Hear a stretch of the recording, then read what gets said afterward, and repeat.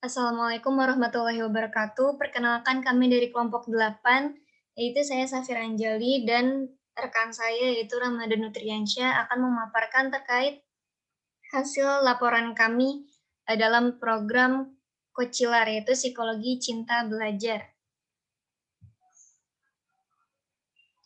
Latar belakang kenapa kami memilih Love of Learning sesuai dengan fenomena yang ada, yaitu di mana target sasaran kami kan adalah mahasiswa semester 2, di mana mahasiswa semester 2 ini mata kuliah yang sedang dijalaninya itu mereka tidak semuanya ingin menguasainya lebih dalam.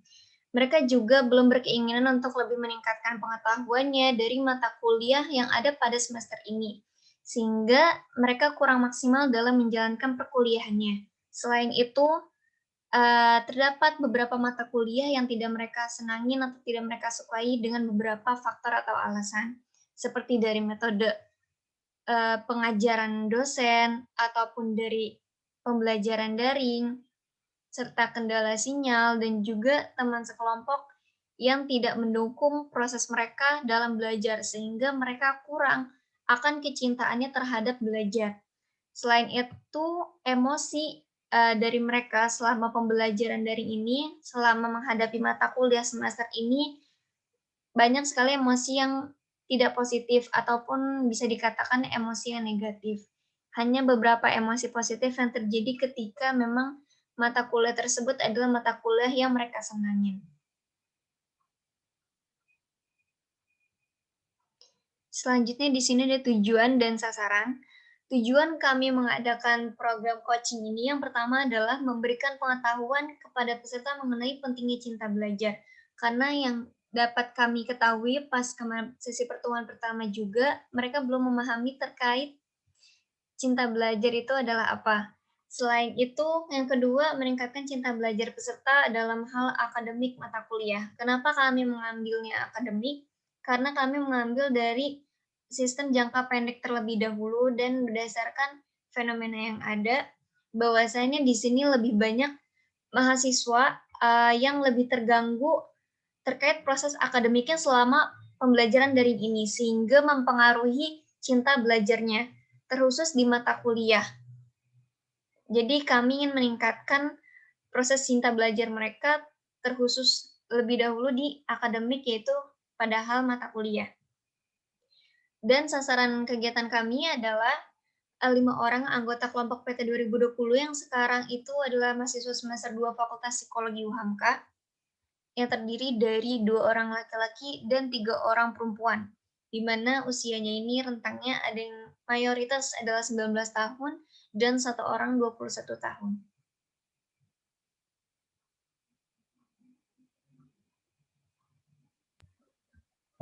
Oke, baik. Di sini saya lanjutkan. Tadi Anjali sudah menjelaskan bahwasanya kami berdua ini mengambil materi atau karakter strength love of learning. Nah, di sini saya ingin sedikit membahas tentang love of learning. Love of learning itu adalah kecintaan belajar, kekuatan karakter yang mengarahkan individu untuk selalu ingin mempelajari hal-hal baru. Nah, di sini setiap orang yang mempunyai karakter strength of learning, mereka itu akan mempunyai rasa ingin tahu dalam arti, misalkan dia belum paham nih apa arti dari kata belajar. Nah, dia akan terus mencoba mencari tahu belajar itu seperti apa sih, dan dia ingin mencari tahu dia cocoknya belajarnya seperti apa. Nah, pasti orang yang mempunyai karakter love of learning seperti itu, ingin mencari tahu yang lebih lah. Nah, itu kenapa sih dia ingin mencari tahu yang lebih? Nah, di sini dia ingin mengembangkan keterampilannya atau memperkaya pengetahuan yang telah dimilikinya. Jadi, individu ini menganggap belajar sebagai suatu tantangan untuk dirinya. Seperti itu. Next.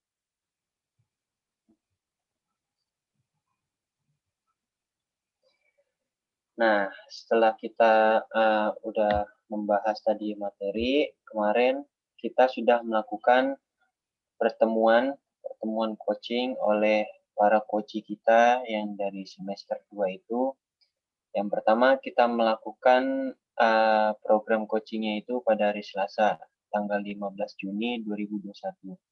Nah, di sini kami berdua selaku coach itu tidak langsung langsung menunjukkan tanggal ini loh kita harus coaching, tapi kita rembukin dulu ke para coaching-nya. Nah, setelah kita rembukin, nah kita dapat nih tanggal yang cocok. Nah, baru kita melakukan program coaching dan dapat tanggal 15 Juni 2021. Nah, selanjutnya di pertemuan kedua pun kita sama, kita rembukin dulu nih sama anak-anak coaching-nya, sama para pesertanya. Dan alhamdulillah seminggu kemudian di tanggal 22 Juni itu kita melakukan pertemuan lagi nih, pertemuan coaching yang kedua. Tetapi di hari Selasa ini di tanggal 22 Juni hanya 3 orang yang bisa melakukan pertemuan, yaitu Hasbi, Hafiz, sama Safira. Dan Alia dan Dira itu nggak bisa, nggak ada kabar. Kemungkinan ya mungkin dia ada kesibukan lain. Jadi kita menghargai mereka. Jadi kita melakukan pertemuan pada hari Rabu gitu. Nah, 3 orang itu kita lakukan coaching pada hari Selasa 22 Juni 2021. Lalu Dira dan Alia melakukan susulan lah kalau misalkan dibilang kuis itu susulan coaching itu pada Rabu 23 Juni 2021.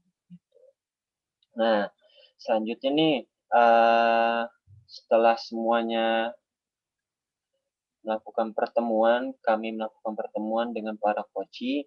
Di sini hari Senin 28 Juni 2021 kami mengadakan evaluasi kepada para coach. Di sini yang kita lakukan itu adalah menyebar kuesioner kepada para coach. Nah, kan coach udah pertemuan sama kita. Nah, di situ kita juga kasih tugas buat mereka untuk menuliskan opsi-opsi dan melakukan opsi tersebut yang apa yang telah mereka tulis seperti itu dan dikumpulkan di evaluasi seperti itu. Next.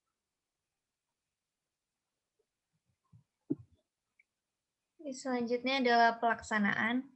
Di sini ada beberapa metode yang kami gunakan. Yang pertama itu ada pembukaan, di mana pembukaan ini adalah suatu kewajiban bagi kami untuk membangun report kepada peserta ataupun koci, yaitu dengan menanyakan kabar, mengucapkan salam, dan juga menanyakan aktivitas sebelumnya yang telah mereka lakukan. Karena proses coaching ini ketika mereka memasukin room itu tidak langsung semuanya masuk, tetapi kami juga menunggu beberapa peserta coaching yang masih belum bisa masuk. Jadi daripada ruangan room itu sepi, jadi kami lebih banyak berinteraksi dulu, mencairkan suasana. Dan yang kedua itu ada ice breaking. Kenapa di sini kita menggunakan ice breaking? Karena ice breaking ini dapat lebih menetralisir keadaan, gitu, memecah kebekuan yang ada, sehingga proses coaching ini kami inginkan lebih berjalan dengan santai dan rileks juga menyenangkan. Ice breaking yang kami gunakan ini adalah pergi ke bulan. Dan pada saat ice breaking ini, alhamdulillah para peserta coach itu sangat antusias mengikutinya dan juga mereka merasa senang. Selanjutnya yang ketiga, yaitu tanya jawab model grow. Di sini kami melakukan tanya jawab model grow karena kami merasa dengan model grow ini lebih mudah untuk dipahami oleh coach maupun oleh coachee. Selain itu, di dalam metode grow ini juga menurut kami yang paling sesuai untuk membahas coaching terkait love of learning. Pada saat metode grow ini juga, peserta aktif ikut menjawab pertanyaan-pertanyaan yang telah kami berikan. Mereka juga memberikan jawaban yang terbuka kepada kami sehingga tidak ada yang mereka tutupin. Selain itu di dalam grow ini juga ketika di option dan wheel itu juga berdasarkan dari kesepakatan antara kami dengan para coachee, di mana saat mereka memberikan sebuah opsi-opsinya, di situ juga kami melihat lagi efektivitasan dari solusi yang telah mereka buat. Dan untuk will-nya alhamdulillah mereka juga ketika sudah membuat keputusan, sudah mendapat kesepakatan dan saran dari kami, dan menerima tantangannya, akhirnya mereka keesokan harinya langsung ingin mencoba untuk mempraktekkan hal tersebut. Terus selanjutnya ada materi. Materi yang kami gunakan di sini adalah Love of Learning. Kenapa kami mengambil materinya itu adalah Love of Learning? Karena ini yang paling sesuai dengan virtu kami. Kami tidak ingin mengambil materi yang jauh-jauh karena kami yakin mahasiswa semester 2 pun belum tahu gitu ataupun masih kurang terkait apa sebenarnya cinta belajar itu. Jadi kami membawa materi cinta belajar ini dari pengertiannya, faktor-faktornya, cara meningkatkannya, serta dampaknya terhadap human functioning. Seperti itu. Dengan adanya materi ini juga, para koci lebih bisa mendalamin dan mereka lebih terbantu lagi untuk mendapatkan option dan will-nya. Karena emang materi ini diutarakan ataupun dilaksanakan sebelum agenda option dan will dalam metode grow. Selanjutnya ada FGD atau FGD di sini kita lakukan karena di dalam sebuah cara meningkatkan cinta belajar itu adalah dengan melakukan diskusi. Maka kami mengadakan diskusi di sini biar tidak hanya terjadi suatu pembicaraan yang hanya dengan satu arah saja kayak gitu. Jadi metode FGD ini lebih melibatkan mereka agar mereka merasa berada di dalam forum coaching ini. Dan yang terakhir itu adalah praktik, di mana praktik ini ada yang ditentukan oleh mereka dan ada juga yang kami tambahkan gitu. Jadi kami melihat dari jawaban mereka, jikalau jawaban mereka memang sekiranya pilihan-pilihan opsi tersebut efektif dan tidak memberatkan ataupun lebih banyak risiko untuk meningkatkan, kami hanya bisa membuka pandangan saja dan melihat keefektifannya. Jikalau sudah cukup, tidak ada yang kami challenge. Tapi rata-rata dari semua para koci itu pasti ada praktek yang kami challenge kepada mereka, seperti mereka harus berdiskusi, mereka harus mempraktekkan belajar mereka dengan gaya belajar mereka, karena beberapa opsi yang mereka buat ini hanya lebih ke arah manajemen waktu dan hal-hal yang menurut kami kurang mengarah kepada cinta belajar. Nah, praktiknya ini buktinya adalah dari hasil, list kegiatan. Jadi kami membuat format list kegiatan yang nantinya mereka isi dan, melampirkan juga, bukti-bukti dari apa yang mereka sudah kerjakan, seperti itu. Di sini ada hasil skor angket. Di sini karena kita ada 5 peserta, di mana total skor, Safirien ada 78 dan Ali 76, Ahmad, Syahruddin Tahafiz 82, Hasbi 72, dan Dira 84. Dari kategori ini yaitu, skor yang bisa dikatakan kategori sangat baik adalah dari 76 sampai 100. Jadi bisa kita lihat di sini yang mendapatkan kategori angket, ataupun peningkatan setelah melakukan program coaching dari Cinta Belajar ini adalah sekitar 4 orang yang sudah sangat baik peringkatannya. Sedangkan untuk Hasbi ini masih dalam kategori baik. Walaupun demikian, secara keseluruhan persentase total akhir dari hasil angket Cinta Belajar ini adalah 78% meningkat dan 22% itu mungkin bisa dikatakan kurang meningkat atau ada hal-hal yang menghambat, mereka untuk tidak cinta belajar sekitar 22%.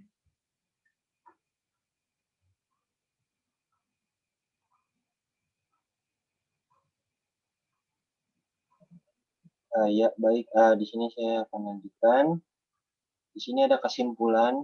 Kesimpulannya itu sebelumnya kan tadi udah yang saya bilang kita juga ada evaluasi kepada para coach. Di sini kami berdua selaku coach mengirimkan link Google Form agar para coach bisa memberikan pesan-pesan serta evaluasinya terhadap kegiatan ini. Nah, di sini ada diagram. Ini adalah ringkasan hasil aspek-aspek yang kami berikan kepada para coachee melalui Google Form. Nah, di sini bisa dilihat yang pertama itu aspek yang pertama, coachee merasa senang. Di sini yang biru itu adalah ya, jawaban ya, dan oranye ini adalah cukup. Di aspek pertama ini ada 60% orang yang menjawab ya dan 40% menjawab cukup. Lalu yang aspek yang kedua ini, coachee dapat memahami, maksudnya ini memahami pembelajaran yang telah diberikan oleh para coach. Nah, di sini para coachee menjawab 80% ya dan 20% itu cukup. Ya, selanjutnya aspek yang ketiga, penyampaian coach baik. Nah, di sini hasilnya ialah yaitu coachee menjawab 80% dan 20%-nya itu menjawab cukup. Nah, selanjut di aspek yang keempat, di sini kita melakukan coaching menarik. Nah, menariknya ini apa sih? Nah, ketika para coach ini memberikan pemahaman, pemaparan materi, ini membuat si para coach ini menarik gitu loh di dalam coaching ini. Jadi di sini kesimpulan di aspek yang keempat, alhamdulillah para coach ini menjawab 100% ya. Berarti coaching ini menurut para coach ini menarik seperti itu. Dan yang terakhir, aspek yang kelima, coach merasa terbantu adanya program coaching ini. Nah, di sini para coach 60% menjawab ya dan 40% menjawab cukup. Seperti itu. Next. Nah, dari hasil 5 aspek tadi, kita totalkan keseluruhannya itu mendapatkan 76% baik dan 24% cukup baik. Gitu. Nah, di sini berdasarkan diagram ini, maka presentasi kegiatan coaching dan segala aspek di dalamnya meliputi tadi kesenangan, pemahaman, terus kegiatan menarik, merasa terbantu dengan adanya kegiatan coaching, serta penyampaian yang disampaikan oleh coach itu baik, hasilnya ini 76% baik dan 24% cukup baik, seperti itu. Bisa di next. Nah, di sini ada saran untuk coach selanjutnya itu agar bisa lebih mencari dan menggunakan metode coaching lainnya yang lebih variatif sehingga proses coaching berlangsung dengan baik serta mendapatkan hasil yang lebih maksimal. Nah, di sini kenapa kami menyarankan seperti itu? Karena menurut saya pribadi, dulu saya pernah mengikuti coaching juga, jadi agar nggak bosen gitu para coachingnya. Di sini kami tidak mengatakan kami itu gagal, tapi hanya saja kurang sempurna gitu loh. Jadi kenapa kita menyarankan untuk para coach selanjutnya agar lebih baik seperti itu. Lalu yang kedua nih, sebaiknya para coach bisa mencari suatu komunitas atau kelompok yang memiliki jadwal perkuliahan yang sama, sehingga memudahkan untuk menentukan jadwal proses coaching agar meminimalisir adanya kendala.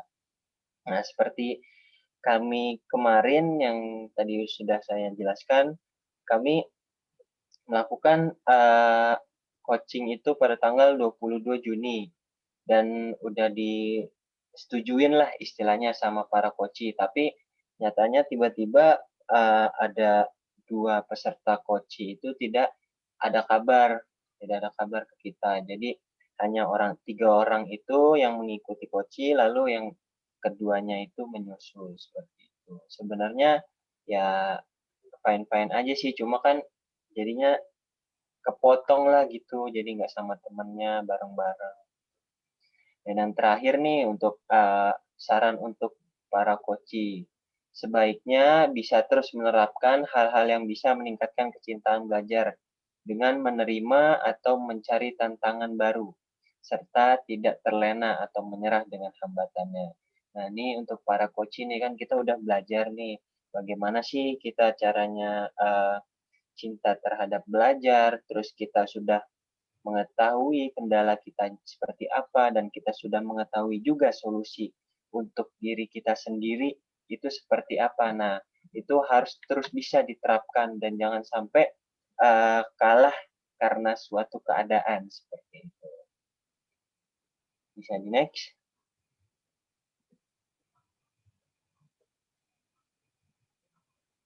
Oke, sebelumnya terima kasih untuk para coach dan untuk para teman-teman semuanya yang telah membantu kami.